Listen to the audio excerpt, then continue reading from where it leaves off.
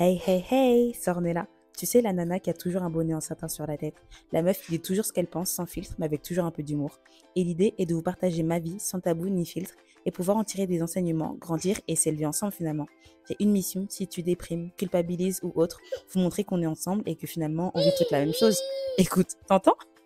Moi aussi, mon fils me fout le bordel. Finalement, on vit toute la même chose. Hello, j'espère que vous allez bien. Moi, ça va super. Je suis super contente de vous retrouver. En fait, c'est assez étrange comme sensation parce que je vous vois pas. Mais c'est cool parce qu'en fait, je me dis, je fais un message vocal un peu à des copines. Puis après, du coup, on échange, on partage, on se soutient. Et le soutien, c'est tellement important parce que c'est clairement pas notre tête de chips de Marie là qui vont nous soutenir comme nous, on se soutiendrait entre girls. Bref, donc aujourd'hui, je me suis dit qu'on allait aborder le sujet des fondations du couple. Parce qu'en fait, il y a quelques jours, j'ai eu un message de Marie-Thérèse, mère parfaite là, pour me dire ah, mais c'est inadmissible de faire des vacances sans ses enfants, quand. Et ma voix d'imitation, elle me fait trop rire. Et en fait, je me suis rendu compte que pour beaucoup, la parentalité se résumait à se lancer corps et âme dans ce rôle et finalement de complètement délaisser le côté femme et surtout de mettre de côté le couple. Et excusez-moi, hein, je suis pas Dory dans les mots. Et la parentalité ne m'a pas fait oublier en fait ma vie d'avant. Non, je me souviens très bien comment c'était doux.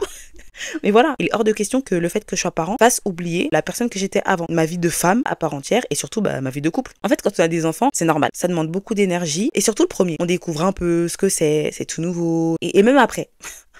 Même après, en vrai, on en apprend tous les jours et puis ça demande toujours autant d'énergie. Et je comprends en fait qu'il soit compliqué en tant que parent de s'octroyer des moments sans les enfants. On culpabilise. Et moi, la première, hein, je suis là, pleine d'ambition, je suis fière, mais à chaque fois, je suis hyper triste. On a fait New York 5 jours, 4-5 jours, la Thaïlande sans les enfants, 7 jours, enfin une semaine. Et j'étais trop triste de les laisser. Mais crois-moi que quand t'as ton petit verre de mojito, que tu te lèves le matin dans le silence et que tu te couches le soir dans le silence sans entendre en permanence maman, jusqu'aux toilettes, ils te suivent, ils sont là. Eh, franchement, les enfants, c'est pire que notre ombre. C'est incroyable. Mais du coup, quand t'es dans ce mood-là, t'oublies, pardon, ta tristesse et tu savoures juste le goût de bien dormir et le goût de la paix.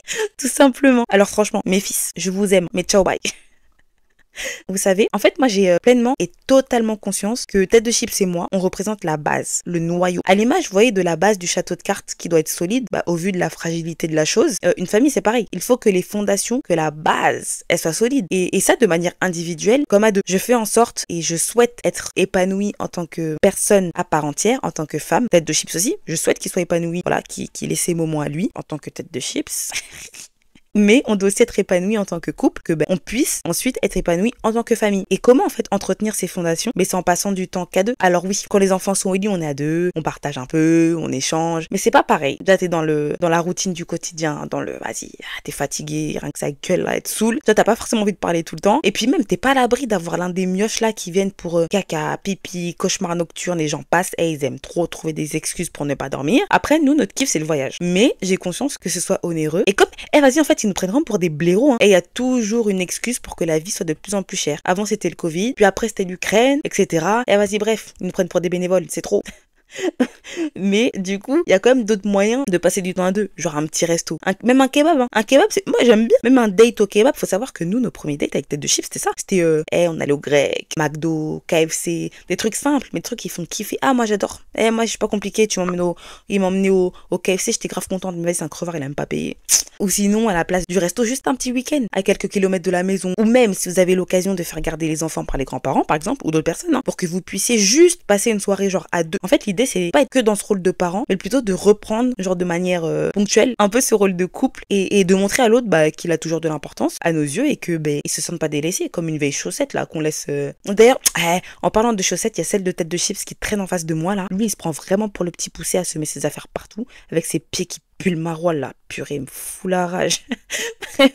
Voilà, c'est aussi un moyen d'être détendu. Vous voyez, parce que là, au quotidien, il t'agace. Donc c'est un moyen d'être détendu et de sortir des soucis du quotidien qui malheureusement peuvent le français, qui malheureusement peuvent fragiliser le couple. On a conscience que c'est une soirée pour nous. Du coup, tu vois, tu pars un peu positivement. T'es pas là pour en découdre comme au quotidien parce qu'il a eu le malheur de mal étendre la chaussette comme toi tu le souhaiterais. Voilà, là tu pars positivement, t'as pas envie d'en découdre avec lui. Ça permet de te rappeler pourquoi t'as choisi cette personne. Voilà, parce que vous rigolez bien ensemble, parce que vous partagez des choses en commun. Tu redécouvres et tu te remémores en fait pourquoi cette personne. Parce que clairement, des fois, il y a des jours, je le regarde avec son gros gros caillou là qui lui sert de tête et je me demande mais ce que je fous avec lui. Donc voilà, en fait, pour moi, passer du temps qu'avec mon très cher époux, c'est pas une question genre d'égoïsme ou t'assumes par tes enfants, quand tu fais des gosses, il faut les assumer. Non, non, non, c'est bien plus. Non, j'avoue, ça fait du bien.